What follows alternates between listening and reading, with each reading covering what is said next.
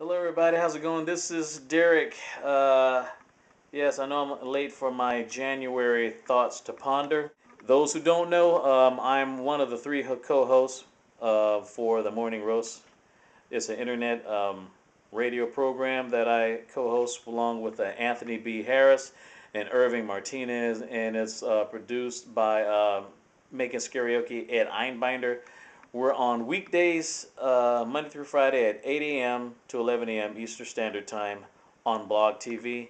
If you get a chance to see it, just check out Blog TV, and also check out the URL, the link to it that I'll probably have on the screen sometime on this video.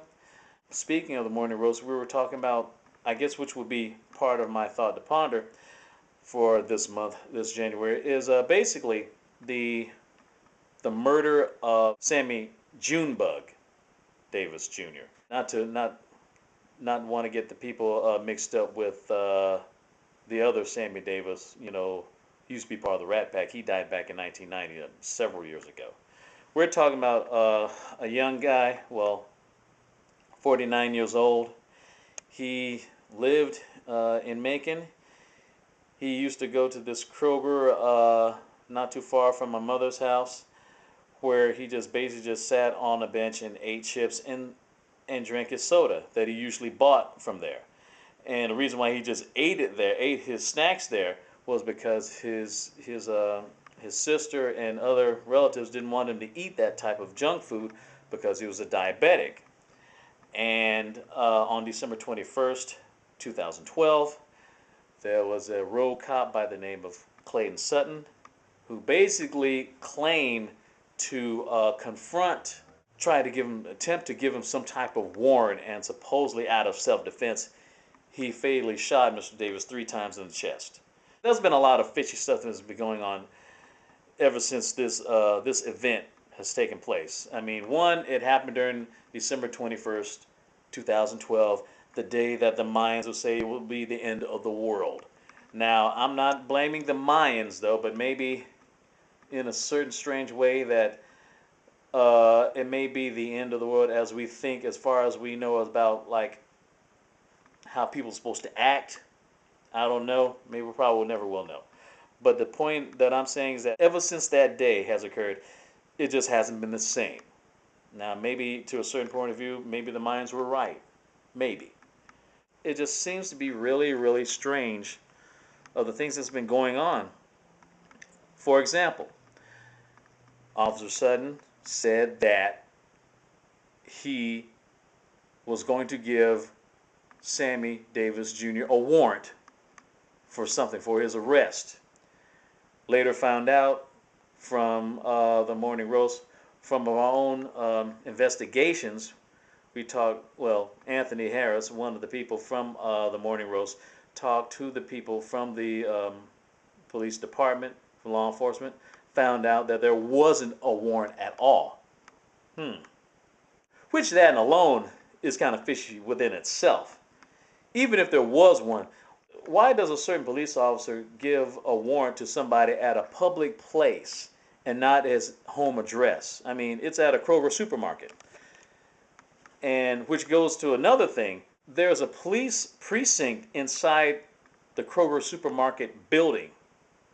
Inside the building. So why would Officer Sutton, who is not only from out of town, from Warner Robins, and not from Macon, but also from a different precinct, why would he himself wanted to go to this Kroger in the first place, knowing that he's not from that precinct? If Mr. Davis was considered a vagrant or considered dangerous or some type of nuisance, Kroger would have shut that down easily. He would have been sitting down there in the first place. He wouldn't have been allowed to sit down and eat his snacks there. But for some strange reason, this officer felt he had to shoot him 3 shots in the chest. And this is a guy who had multiple complaints about him from people of several ethnicities. I mean, most of them black and brown people. I mean, even he intentionally reared his car. He backed his car up to an elderly woman who had her granddaughter with her. I mean, over 25 complaints and reprimanded 6 times. Usually, if you have more than 4, you should be fired, especially if someone is involved in law enforcement or just any other job at all. I mean, when you have something that making that many major mistakes like that, and that's and you're and your arm too. I mean, that doesn't make sense. It doesn't. So far, the GBI has started their investigation on Officer Sutton.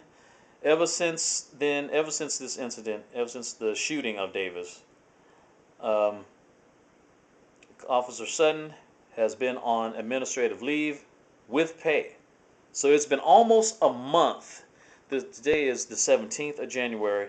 This happened on the 21st of December of last year. So he's been on administrative stay. So he's been at home chilling and getting paid to do it because he messed up and decided to flex his Smith & Wesson muscles on a guy who he thought was a vagrant because, well, hey, black guy is alone. He must be doing something wrong. If he's not playing a ball or, he's not singing, something must be wrong, Racism for you. Anyway. But on the contrary, I know a lot of people are going to say, well, maybe he deserved it. No, he did not deserve it. Even if he was sitting down, that does not constitute anyone to shoot you. The bottom line is, Mr. Davis was not a vagrant. He was not some panhandler. He was a guy who just basically minded his own business, talked to people he knew whenever he saw them.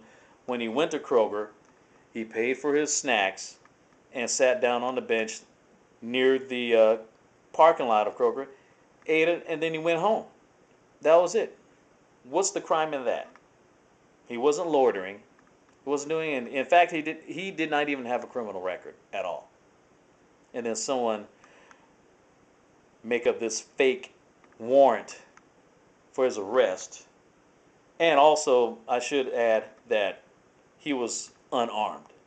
He was unarmed when he was confronted by Officer Sutton. So, there have been a lot of people in Macon that have been talking about this. Not just myself and my co-host from the Morning Roast, but a lot of people, even the local news, even though we were the first to say that there wasn't a warrant. There's been a lot of talks about it. I hope it goes national, and not for the sake of patting ourselves on the back, but just saying that, hey, this is a horrendous crime, and this shouldn't happen.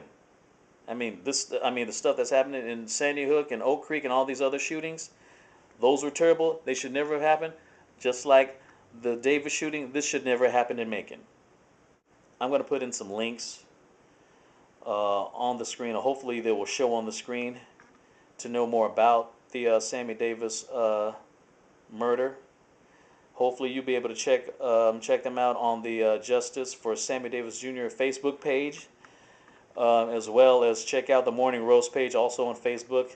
Also check us out on Blog TV, and also check out some of the clips that I've filmed myself on my channel, Derrick Barrett Films, this YouTube channel right here, as well as particularly videos from other people, including one that was just recently made by Cheryl Davis, who is the sister of the victim, Mr. Davis.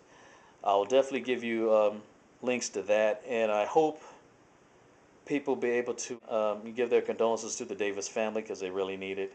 And also, just one more thing before I close. There's supposed to be a petition on change.org. There's going to be a section on Pinona Avenue that's going to be named after Sammie Davis Jr. So hopefully, if you get a chance to, I'll definitely get a link for that. If you want to sign the petition, definitely check that out at change.org. And also, I'll give you the links for the other videos. And until next time, thank you for listening. I'm Derrick, and that's my thought to ponder.